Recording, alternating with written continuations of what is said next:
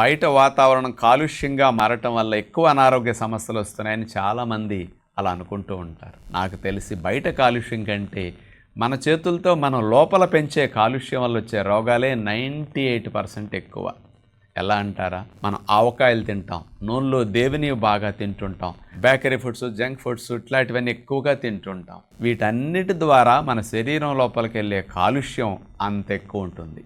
బయట కాలుష్యాన్ని మనం ఆపటానికి మన ఒక్కరి వల్ల సాధ్యం కాదు. మన లోపల కాలుష్యాన్ని ఆపటం మన చేతిలో ఉంది కదా.